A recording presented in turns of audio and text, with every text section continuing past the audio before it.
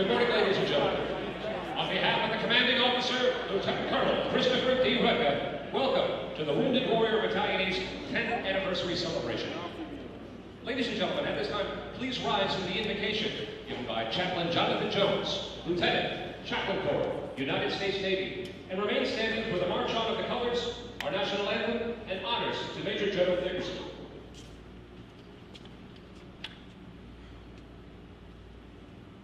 Let us pray.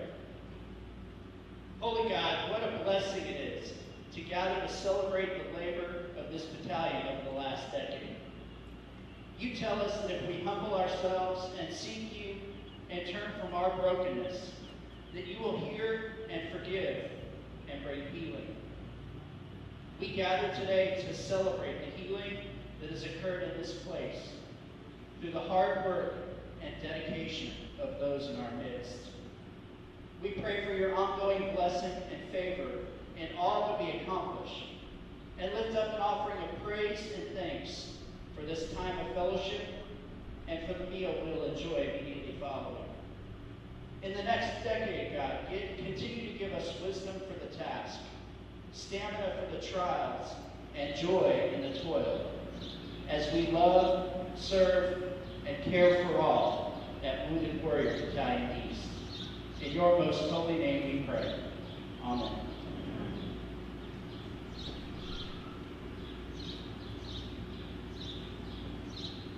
March on the colors! Forward, march.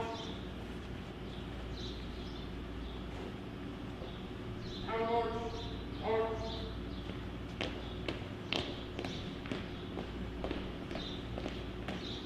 Detail, out.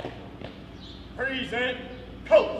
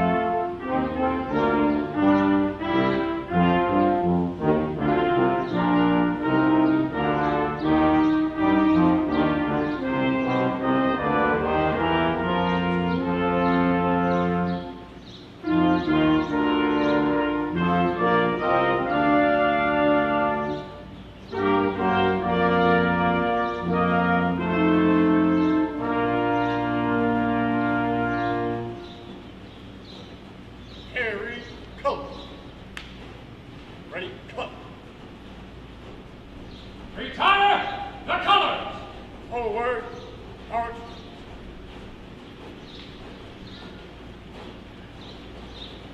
Detail, halt, fall out.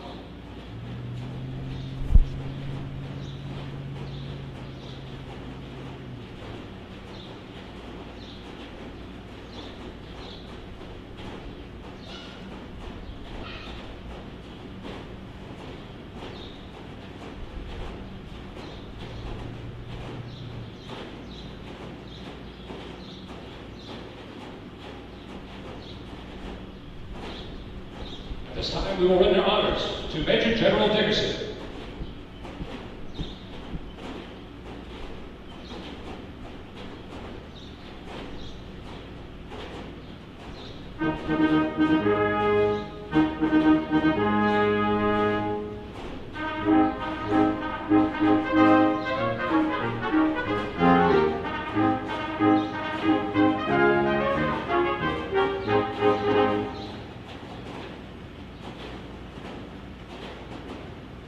Thank you, ladies and gentlemen. Please be seated.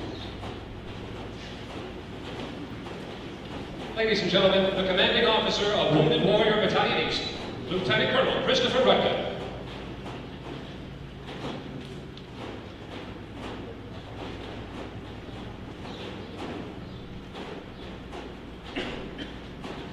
Bundy, Major Dickerson, Captain Hancock, Boyle, distinguished guests and friends of Wounded Warrior Battalion, welcome, and thank you for honoring the battalion with your presence here today. This is truly a remarkable institution, and in explaining who we are and what we do, it always must be said that the Marine Corps has got it right, and we're setting the gold standard within DoD warrior care. Our Commandant recognizes this, and he deserves our thanks for ensuring we're funded and resourced in order to accomplish our mission of taking care of the most complex, wounded, ill, and injured Marines and their families. Over the past 10 years, this battalion has evolved into an efficient and effective organization that is still improving every single day. The successes achieved are evident in the positive lives Marines are able to achieve once leaving the special unit, both back into the Fleet Marine Force as well as in their lives after transitioning from our Corps. And their stories are countless. I've asked a simple question of our staff and our Marines. Every single day is an opportunity for you to make a profound difference as part of Wounded Warrior Battalion-East. What have you done today? And they have answered every single day. For my part, let me please recognize the groups that make this battalion so effective. First, our headquarters staff, from Marines to civilians who tirelessly and efficiently provide the framework and backbone to manage the battalion's mission and ensure the needs of our Marines and the rest of our supporting staff are met. Thank you. To our Warrior Athletic Reconditioning Program staff, whose enthusiasm and passion for helping Marines and creating lifelong programs for recovery and sustained health and wellness is truly humbling and motivating. Thank you. To our transition team, who tirelessly creates opportunities, educates, trains, and motivates our Marines to reach their full potential and open doors to possibilities for their lives after the Marine Corps. Thank you. To our recovery care coordinators, who are so deeply ingrained in our Marines' lives, and who do so with passion and dedication, you'd think they were all uniformed leaders, completely vested in their Marines' care. Thank you. To our medical case managers, provided by Naval Hospital Camp Lejeune, who tirelessly wade through the inherent complexities of our cases, and who work tirelessly to align resources, synchronize medical plans, and educate our Marines and their families. Thank you. A very special thank you to our section leaders. You are truly remarkable leaders who give of yourself tirelessly and selflessly and operate with a humbling level of leadership, compassion, and pure dedication and professionalism. To each and every one of you, I would gladly place myself in your leadership and care. Thank you. To our supporting staff who operate with pure unity of effort, although this is not unity of command. Our acute mental health department from the Naval Hospital, our medical officer, Dr. Frode, our IPAC attachment from the Marine Corps base, our VA liaison, our VA vocational rehab specialists, our PEPLOs, our focused resiliency trainers, our Marine and family life counselors, and many others.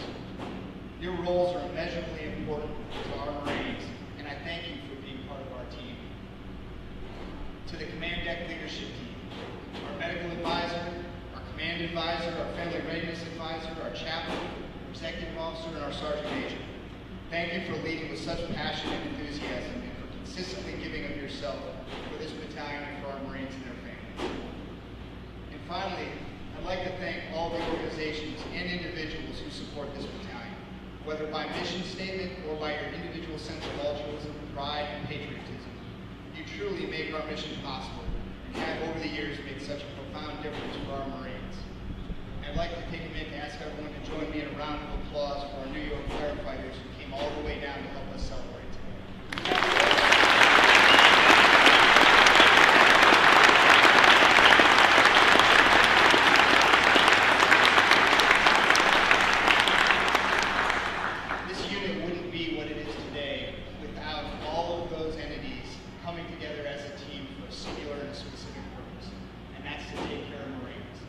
What we do, and we're very, very good at it. So being able to celebrate a 10-year anniversary is really a celebration of their collective efforts and the collective hard work and passion that goes in to taking care of Marines. Thank you all very much. It's my honor to introduce you to Shannon Maxwell, whom from its inception has been an integral part of this battalion. Ma'am, thank you for helping the Marine Corps develop such a vital organization. We're sorry that Tim can't be here today, but we're in your debt. And we're honored that you're here with us today to help celebrate the realization of your vision.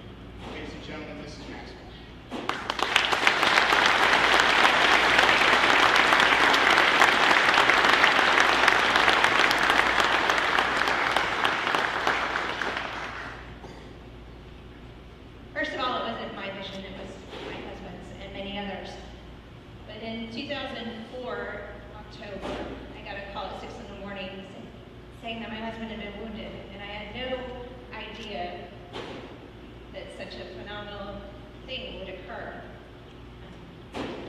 Just evolved, and it has evolved. My husband, when he could finally speak and coordinate thoughts, his first words were for the safety and security of the men back at 24th Mew in Kalsu. So many others that we visited, that's the first thing they wanted to do. They wanted to know, how soon can I get back? How soon can I get back to my guys? So the Wounded Warrior Barracks and its concept was just that, a way to bring people back together. We saw wounded guys back here and leave behind elements who were sent back on a flight, nobody there to receive them. They were living in barracks with pudding to sustain them on a whole bunch of medication. So the idea was put to PowerPoint, it was put to paper.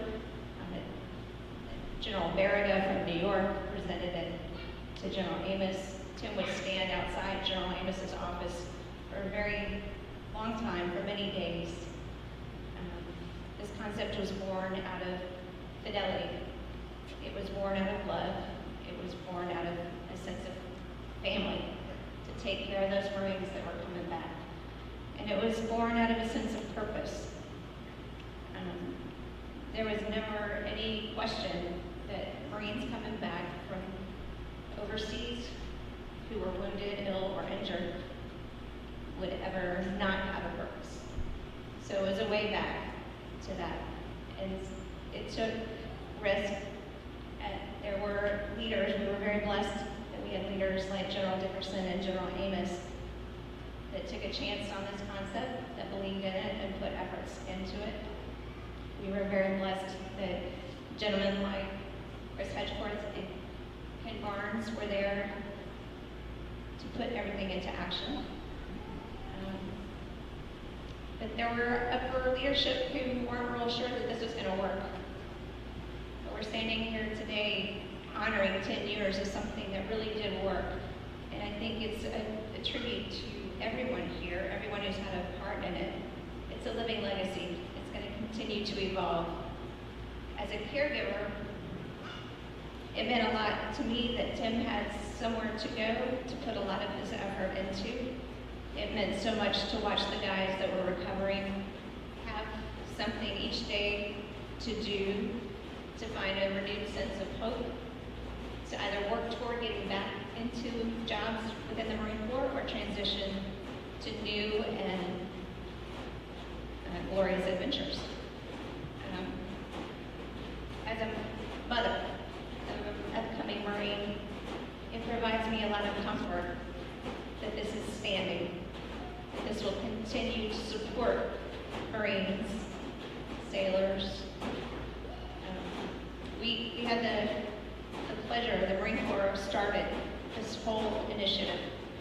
We watched as the other services came aboard and started their new programs. And so now the entire military community has resources like this to continue to build. And I'm so blessed to have been a small part of it. I'm really proud of my husband and Chris Hedgeworth and Barnes, General Dickerson and General Amos, and so many others who took up the charge to make sure that this would continue. Honored and thankful.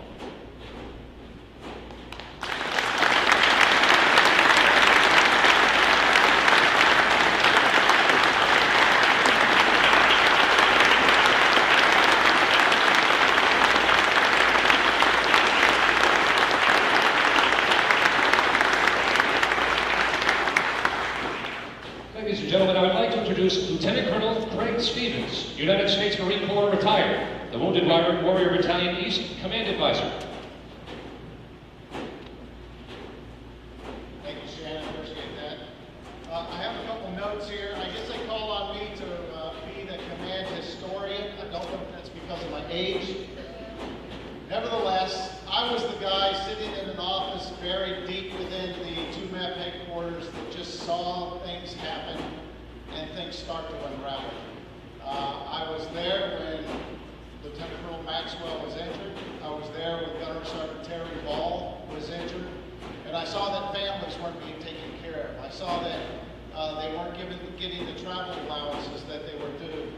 I saw that they weren't getting all the benefits and entitlements that they were due. So what we had done under General Amos's direction was activate in June of 2005 what we called an injured support unit.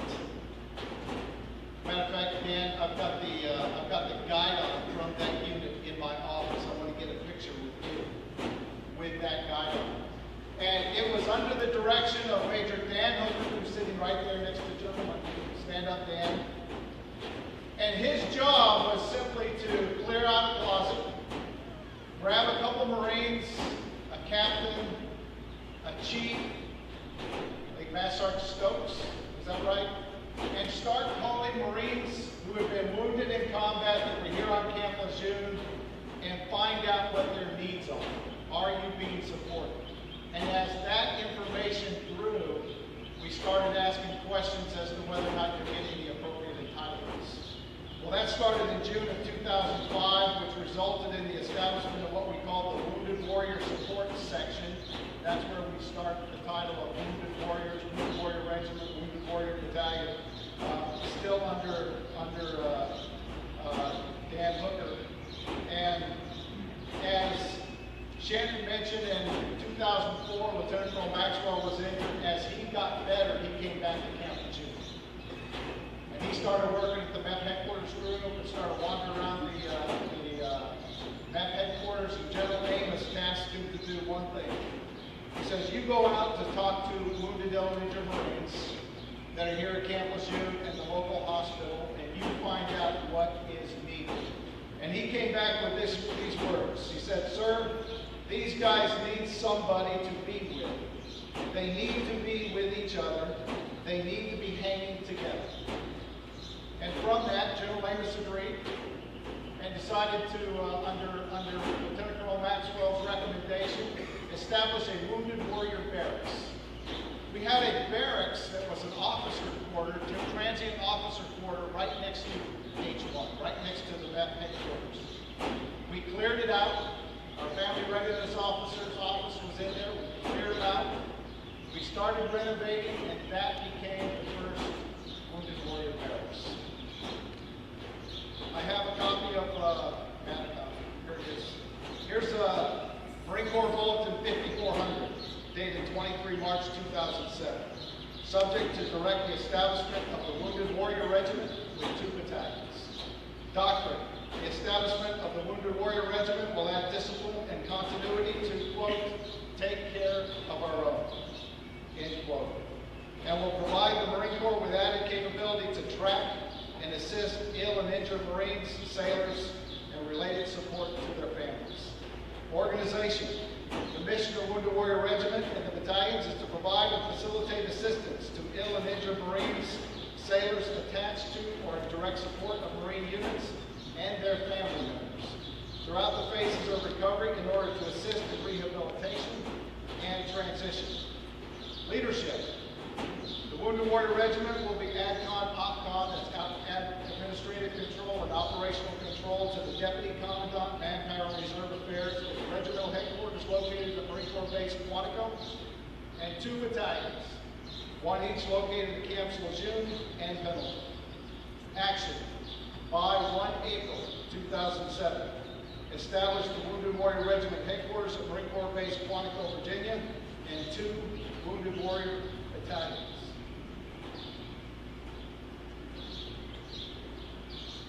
As a result, the Wounded Warrior Regiment was activated on 1 April 2007. Wounded Warrior Battalion-East, 10 years ago today, 29 June 2007. And Wounded Warrior Battalion-West on 2 August 2007. The mission has remained basically the same, but it reads to provide leadership and non-medical care to wounded, ill, and injured Marines and designated sailors assigned to Marine Corps units and their families in order to assist them as they return to duty or transition to civilian life.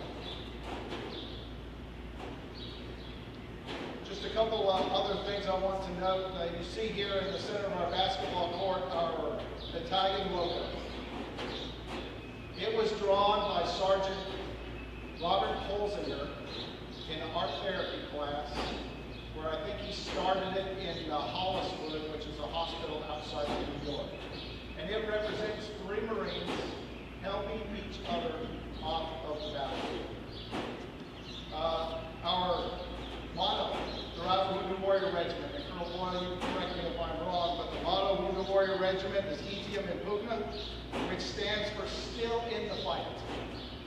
The motto was approved by the first commanding officer of the Wounded Warrior Regiment, Colonel Gregory A.D. Boyle, upon suggestion of Lieutenant Colonel Charles Johnson, the first commanding officer of the Wounded Warrior Battalion-West at Camp Hill. The motto represents the self-worth, sense of purpose, pride, mental stability, and determination of warriors as they recover from wounds, illnesses, and injuries. A couple other timeline things I would like to point out. And just to tailor off of what Mrs. Maxwell had said, it really takes senior leadership buy-in to make something like this happen. We did the dedication ceremony for the Fisher House, which is right over here, and the barracks in March of 2011. We did it right over here. During that ceremony, we took General Amos up to the 3rd deck of the barracks, and he was overlooking the area, and none of the rest of this was here. The headquarters wasn't here yet, the Warrior Hope and Care Center wasn't here yet, nothing. And he had seen the plans of Wounded Warrior Battalion-West and Wounded Warrior Battalion-East, and out behind the barracks of Wounded Warrior Battalion-West, they had an outdoor basketball court. And Lieutenant Colonel Benson is here. He was our 2nd commanding officer. And he'll recall that we had numerous conversations with Base about the possibility of an outdoor basketball court. It mainly went to the fact that Lieutenant Colonel Benson likes basketball. So I don't know if it was a selfish request, but it has really served us well. When General Amos was up there on the 3rd deck, he asked the base representative, said, what's your plans for an outdoor basketball court? I didn't see it on your schematic. And the base representative kind of rubbed his hands together, shifted his body weight back and forth, kind of hemmed and hawed a little bit.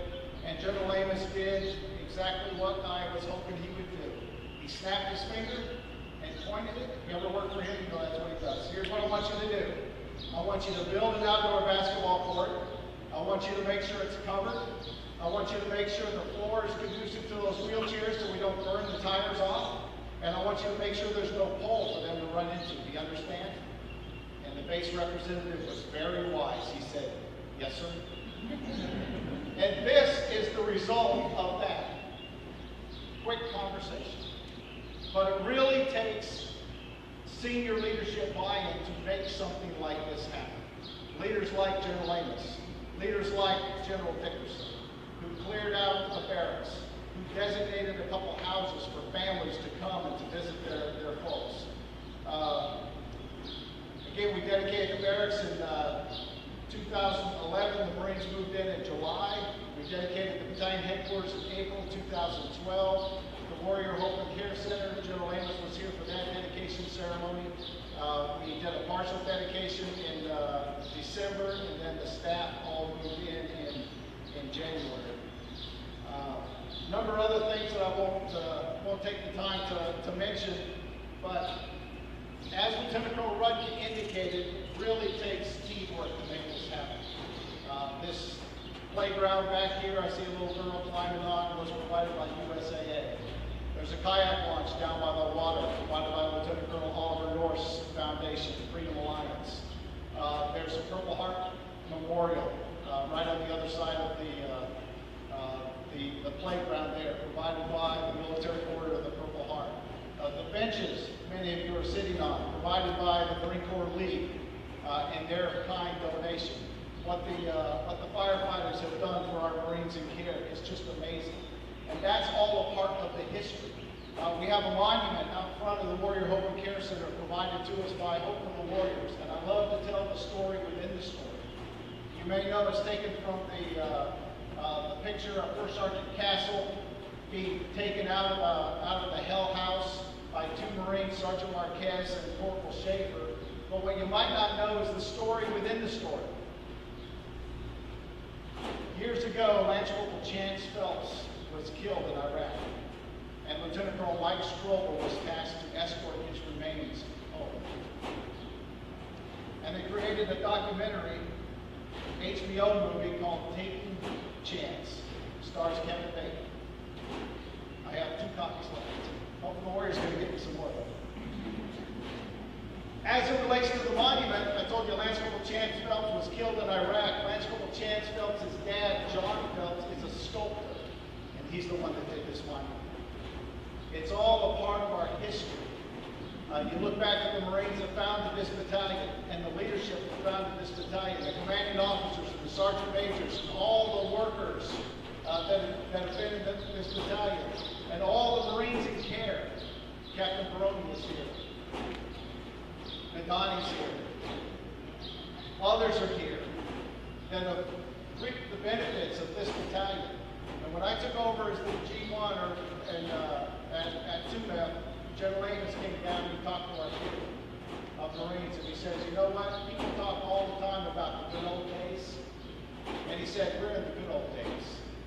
And this was 2004, just as the battalion was starting to, just as the barracks was getting cleared out, just as things were happening. And for us, history continues.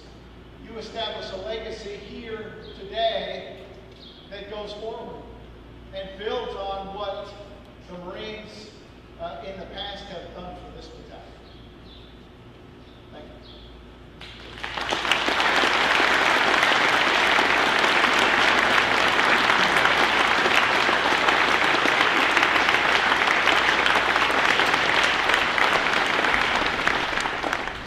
Ladies and gentlemen, I would like to introduce Colonel Gregory Boyle, United States Marine Corps retired, the first commanding officer of Wounded Warrior Regiment.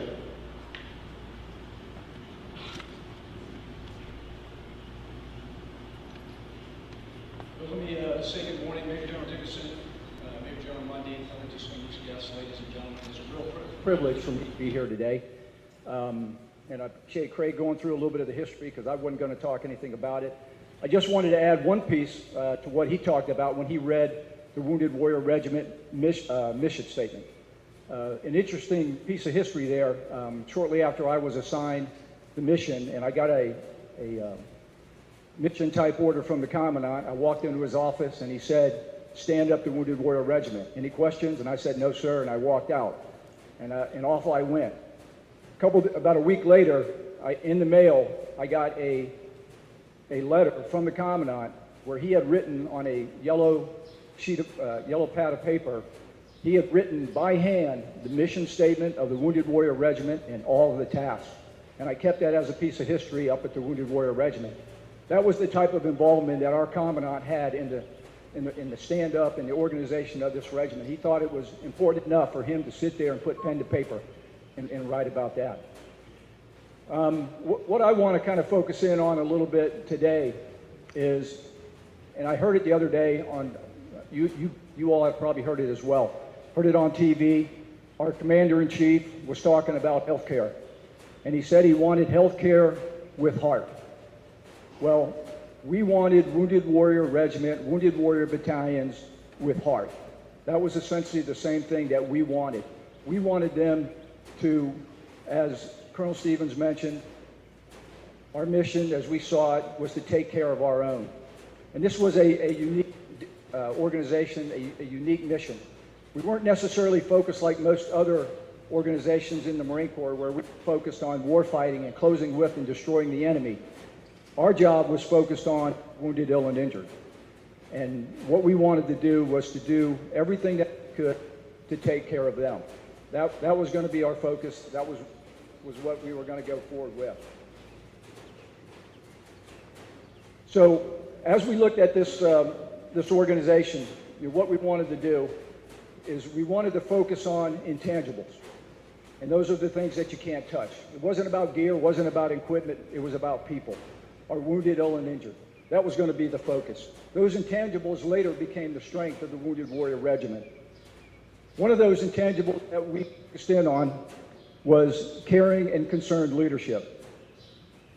What we did is, what we wanted every day, and I'm sure it happens here today, is that we wanted someone to walk into the barracks room of our wounded, ill, and injured and say, how are you doing? What can I do for you today? Show up at formation, someone there. If in the past, what happened is a lot of our combat wounded would come back from combat. They would get stabilized in one of our military hospitals, and they would get shipped off to the VA. And the VA provides great care, but we've got 18, 19, and 20-year-olds who are laying in the bed next to, Korean War veterans and World War II veterans. And they learned a heck of a lot from them, but we don't have Marines showing up every day saying, how are you? How are you doing? So by keeping them here in the barracks and in the Wounded Warrior organizations, they got that small unit leadership, that caring and concerned leadership that was so important to our organization. What we wanted our Marines and our sailors to go through was we didn't want them to go through a process. We wanted them to have a relationship, and we wanted it to be a personal relationship between our leaders and our Marines. Our focus was going to be on the individual Marine, sailor, and their family. And so we did that. We went face to face directly with those individuals, showing up, like I said, in their rooms. We wanted them to let them know that they were not going to be forgotten after they left active duty. We were going to be there for them, and that's part of what I do now, is being there for those veteran Marines. In the Marine Corps, we call that Semper Fidelis. Let me talk a little bit about the organizational direction of the Wounded Warrior Regiment and the Wounded Warrior Battalions. They were there to support the individual. It wasn't the individual supporting the organization. What we had was a downward focus. The folks that serve in the Wounded Warrior Battalions, at the Wounded Warrior Regiment, they are the advocates for the wounded, ill, and injured. They are on their side. What we did is we fought for them. We didn't want them to fight for us. One of the ways that we did this is we had something that we called the voice of the customer. And what we did is our customers were the wounded, the ill, and the injured. And everybody in the regiment, everybody at the battalions, at our patient affairs teams, at the VA polytrauma centers, and at the hospitals around the country, they all became collectors. And what they did is they went around and they talked to our wounded, ill, and injured. And from them, they let the wounded, ill, and injured identify what were going to be the problems and issues that they were facing. Those problems and issues that they determined, that they told us about, were the issues that we worked on at the organizational level. What we wanted to make sure is that at the leadership level, we were laser focused on the issues that came from the wounded, ill, and injured, and not the issues that we at the organizational level thought were important. I think something else that's really, really important that was touched on earlier is that one of the unique aspects of the Wounded Warrior organization is the close relationship that we have with the charitable organizations. There's no other place in the Marine Corps that we have this kind of a close relationship. We have organizations like the Semper Fi Fund, the Navy Marine Corps Relief Society, the Hope for the Warriors, the Marine Corps League, just to name a few organizations that are out there every day providing support. What they bring is compassion to the organization, that heart that I was talking about, that our Commander-in-Chief has talked about. What we have for the wounded, ill, and injured is a two-pronged approach, and one being the Wounded Warrior organizations and one being the charitable organizations. The approaches were different, but they were complementary. Those charitable organizations provide outstanding support into the areas that the government cannot take care of. There's a lot of the monies that are provided, the things that they purchase. The government isn't allowed to do that, but those charitable organizations can. So we have to continually cultivate that partnership and make sure that we really do a great job of working with those charitable organizations. Craig Stevens talked a little bit about the motto of the Wounded Warrior Regiment, still in the fight. And I think when we look at our active duty wounded, ill, and injured, they are still fighting today to get back to the warfighting units. Our Marines and sailor veterans are fighting to get back to some kind of normal life. What I want to make sure is that we don't forget about them. You know, don't forget about those who are out there. And I deal with those individuals who have spinal cord injuries, dealing with mental health issues, traumatic brain injury, and also have traumatic amputations. For those individuals that are out there that have left the service, the fight continues. Going forward, what I ask for is your continued support to our Wounded Warrior organizations, to our charitable organizations, so that they can continue their very important mission of taking care of our own. Thank you.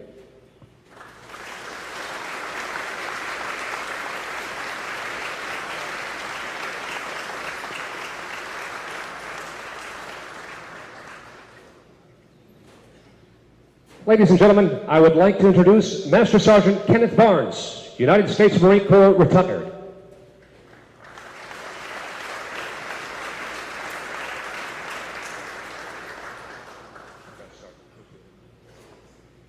Good morning. I don't know how close is too close. You know, first off, thanks Craig for giving me a holler, letting me know this was going down. I promise, as soon as he called me, I started practicing on not swearing while I was speaking, so hopefully nothing slips out. He asked me to talk a little bit about some of the deep history of when we started. And you know, it's funny, we started this whole thing in a coffee shop, I think, on Western Boulevard. Not sure where Tim started it, probably day one in October, but that's when I started talking to Tim, and he knew what he wanted. You know, there was no doubt about it. He just sometimes didn't have any energy to get there. And when they say that he spent hours outside of General Amos's office, they're not kidding you. He spent hours out there. Fortunately, I got to tag along with him at the beginning of a lot of that. And it's funny, Craig asked me to come speak because Tim couldn't. And that's kind of what I started doing in the very beginning, was, I don't know, speaking because Tim couldn't get it out or Tim couldn't be there. And, you know, we started with 7 rooms, right, sir? I think 7 rooms at age 14 was what we were told. You get these 7 rooms, if you can fill them, we'll give you more. Crazy thought, I think we had them filled in 2 weeks after you gave them. I think we were putting Marines in them as fast as the paint would dry for about the first 6 or 7 months. I think it took us less than 7 months to fill the barracks, and then we started asking for more, of course. But along the way, you know, we started out with the 7 rooms and 1 office for 3 or 4 of us to be in and try to figure things out in the lounge area. And I think as we grew there, you know, how many times, I think that probably at least 15 or 20 times that Tim and myself and Chris would sit in the other offices in there, and we drew this battalion up on a whiteboard probably 100 times, I think, you know, really, when you think about it. And we weren't even close. This is just amazing, you know, and that doesn't come from us. You know, I say all along, Tim's idea, I was just there to kick people in the tail to try to get things moving and whatnot, keep the Marines from hurting themselves worse. You know, back in the early days, I'd come in on a Friday morning after they were supposed to have done the barracks, and you see welts all over the Marines. And you think, oh God, what happened? You know, oh, don't worry, guns. We had an airsoft war last night. You know, it's like, oh, whew. Okay, just make sure everybody wears iPro and, you know, be careful. I mean, what are you going to do, right? Okay, just make sure everybody stays as safe as you can. You can take the Marines out of the fight, but you can't take that fight out of you guys. Just not going to happen. You know, we struggled along the way. I know that we probably drove every comptroller on Camp Lejeune crazy at that point in time. We had no budget. We had no concept, we had no nothing. And, you know, being the guys that we were, we would just jump into something and then figure out how to ask for permission later. And I didn't realize how many permissions we had to ask for at that point in time. Just dumb grunt from Oregon, you know. No clue what the rest of the Marine Corps has got. But the way, talk about two people in the wrong place at the right time to begin with, and then in the right place at the right time. And the other Marines that had gotten hurt along the way, that we just kind of, it just kind of happened. It was just pretty natural. And to have General Amos and General Dickerson there supporting us along the way, and really no questions asked. As soon as we said we needed it, they were like, okay, get it done. And it was amazing. But on top of that, we survived on the community, I think, more than we did the Marine Corps at that point in time. And probably still do. I know that the organizations out there lift a lot, but I mean, we really did survive on this Marine Corps community here for probably the first 2 years. On their backs, they carried us along the way. If a Marine came in and needed a TV, we got it, you know. The firefighter coming down from New York, you know, we didn't know what we were getting into, did we, Chris? But we got a call. Hey, we're coming down. Yeah, Roger. Okay, man, show up. We didn't have any idea they were showing up with a tractor trailer, you know. And if none of y'all have been down to age 14, try to park a tractor trailer back at age 14. Yeah, it's like trying to park one in here. Yeah, it was crazy, the support we had. Amazing. And it looks, you know, one of the things that we said in the very beginning was that it had to survive the first 2 years. We knew if we could get it to survive the first 2 years, we knew that it might make it on Camp Lejeune for a while. But we knew that when we started the regiment piece, we started up there at Quantico talking about that it had to survive even that. And so really, I've got to say thank you to all the leaders that came after that. You know, from the regimental headquarters all the way down, battalion commanders, you know, the Marines leading them, the XOs, the sergeant majors, the gunnies, the staff sergeants, the corporals, the sergeants. Man, you all have made this where it's at today. You know, we got a barracks. That's what we got. And you all did this.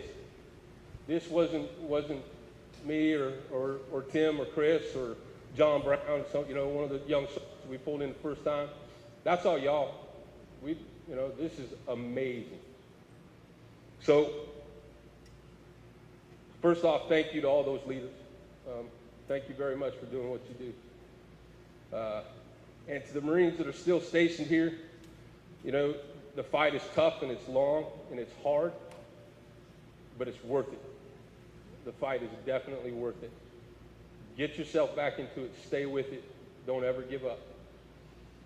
Stay with each other. Keep in contact. You know, these are friends that you'll make in a lifetime that you could call at a moment's notice. And I still know today, if I pick up the phone and call Chris or Ray and say, hey, I'm having a problem, you know, those guys are there immediately. These are the friends that you're going to have that you can talk about this for the rest of your life. Stay in that fight. Don't ever give up. Thanks.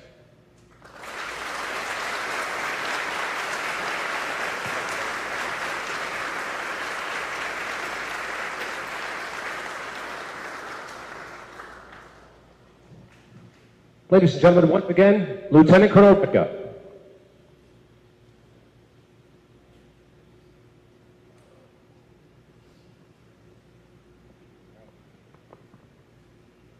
I've just been given my marching orders, so I'll do exactly as told. Major General Dickerson doesn't need any introduction more than what's already been given, except to acknowledge that it serves your vision that got this started, and hopefully we're meeting that vision. The Marines here do a great job, our staff does a great job, and we're honored to have you here with us today. Ladies and gentlemen, Major General Dickerson.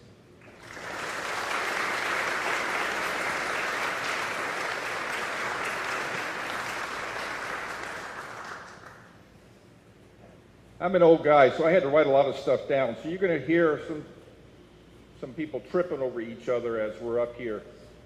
But if you would, I'd like all the Marines, sailors, or service members that are currently assigned to barracks stand up. Don't be bashful. Get up there. And everybody that's ever gone through this barracks down here from its inception, stand up. This was built for you. A round of applause for our most treasured treasure.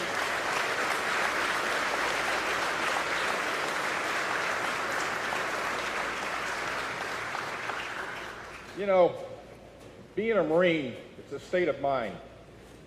It's an experience some have likened more to a calling than a profession.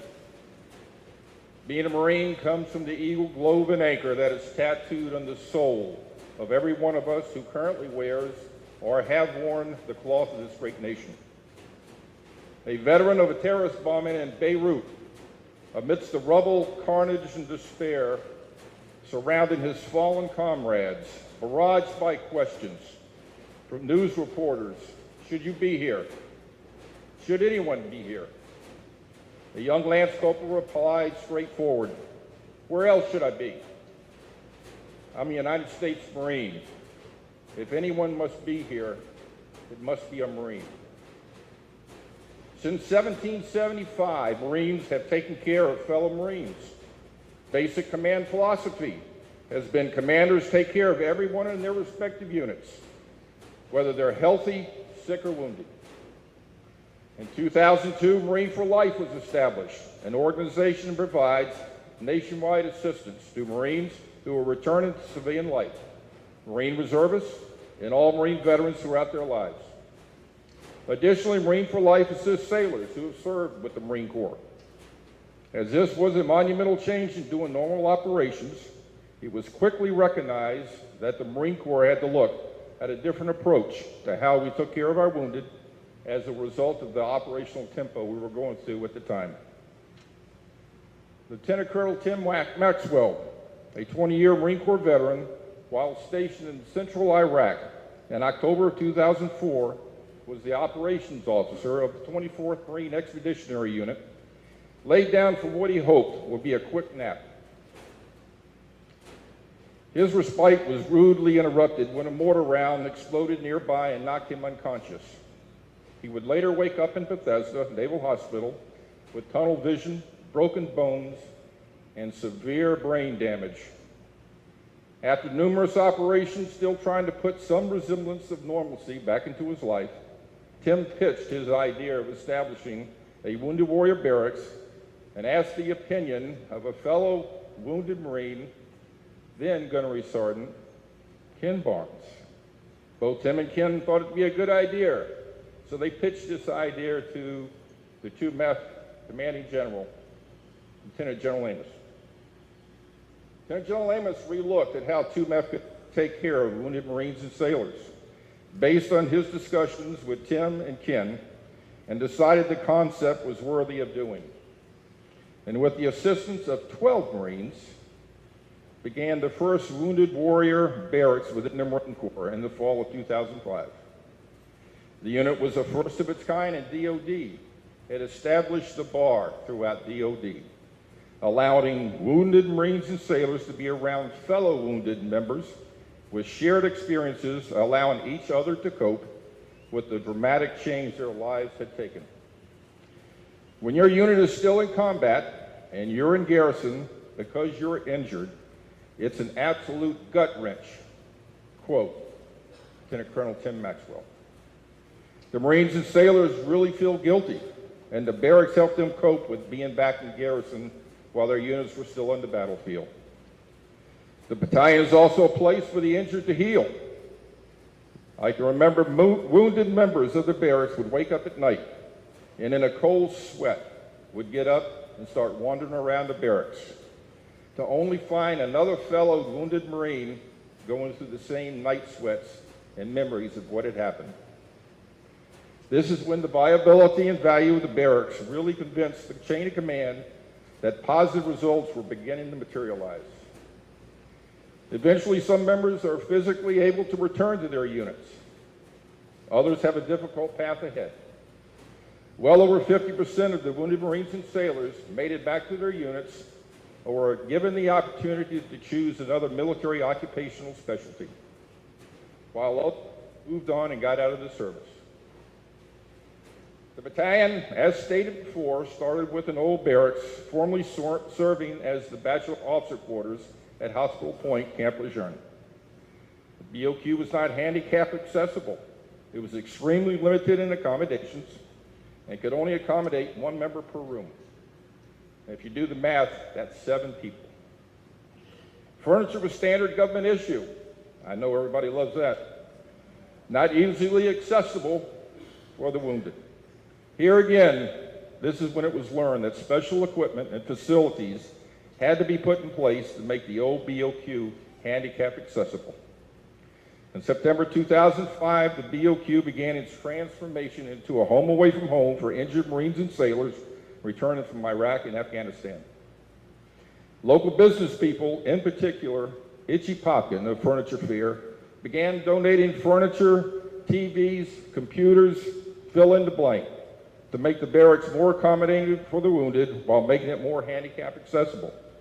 It was a good beginning, but more needed to be done to improve the quality of the facilities while making the barracks more accessible to medical facilities for patient care. Major Dan Hooker, recognized earlier, good to see you, Dan, was the first OIC of the Injured Support Unit. Lieutenant General Keith Stalder, who followed Lieutenant General Jim Amos as the MEP commander, carried on with the concept. And with the first commanding officer of the command, Lieutenant Colonel Tom Siebenthal, the command was activated in June 2007. Tom, stand up.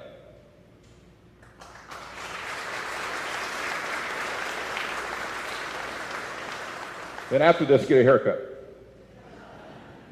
The original concept was now a fully staffed command, realizing General Conway's vision for the wounded and support for their associated families.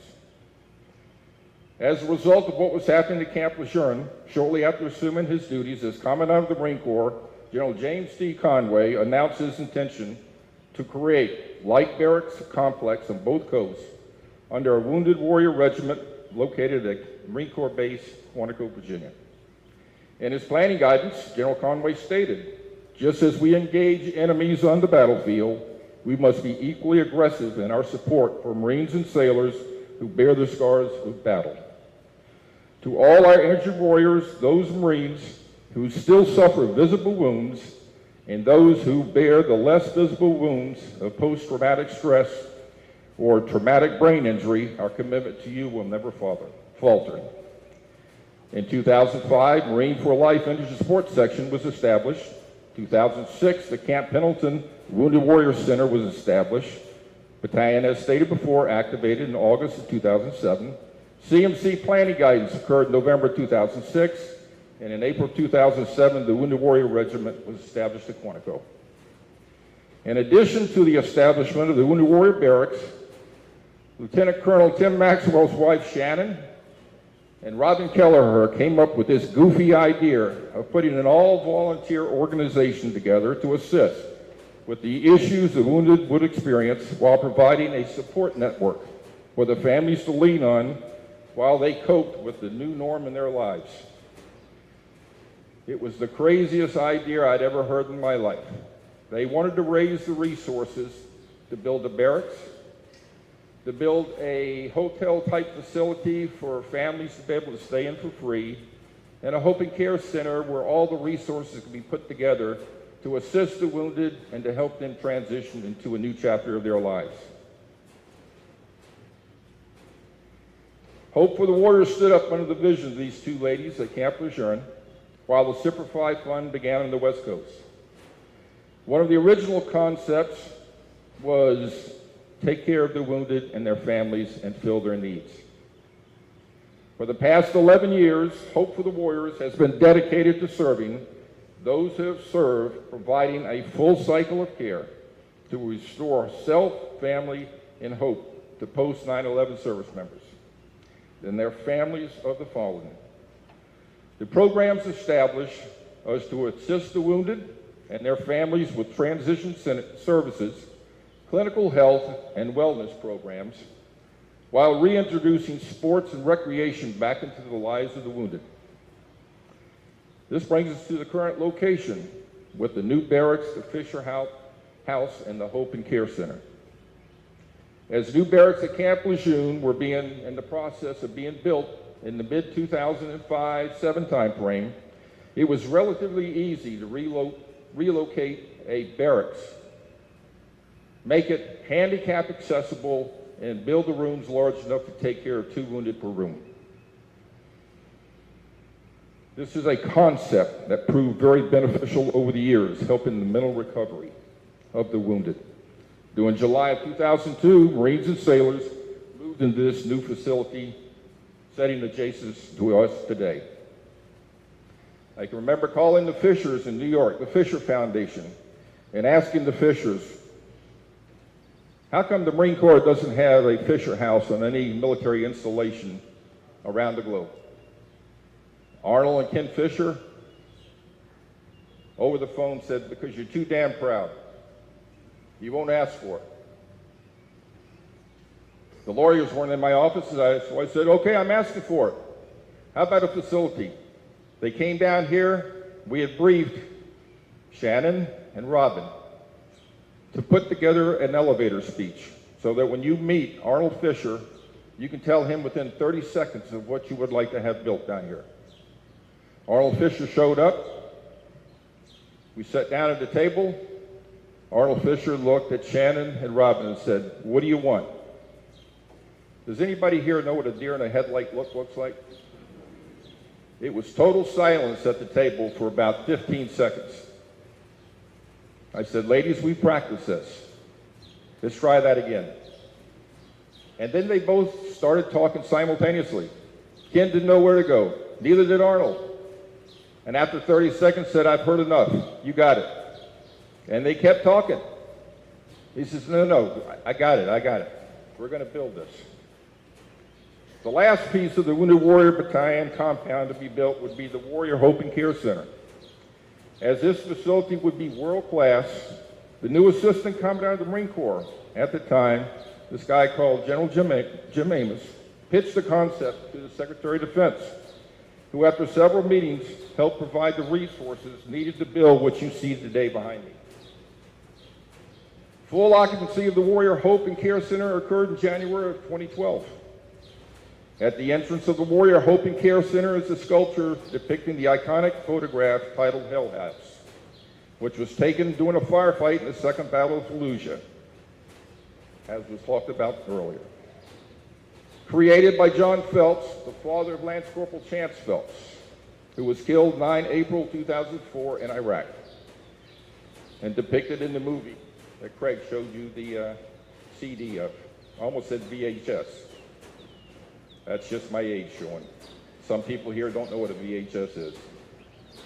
There's a light monument that's been gifted at Pendleton to show the same thing, both gifted by Hope for the Warriors. Today, as we celebrate the 10th year anniversary of the Wounded Warrior Battalion, it's an honor to stand here in tall cotton with all of you again, and for all of those responsible for making this pipe dream become reality. And anyway,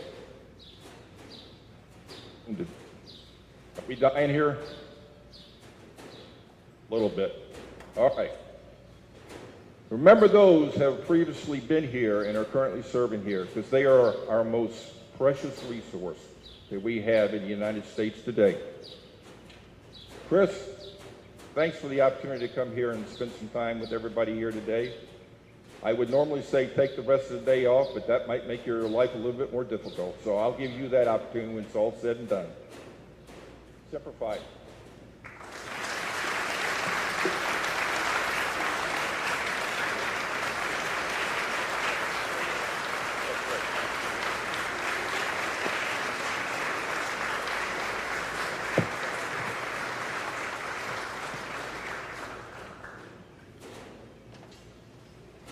Ladies and gentlemen, please rise again for the playing of Anchors Away, followed by the Marines hymn.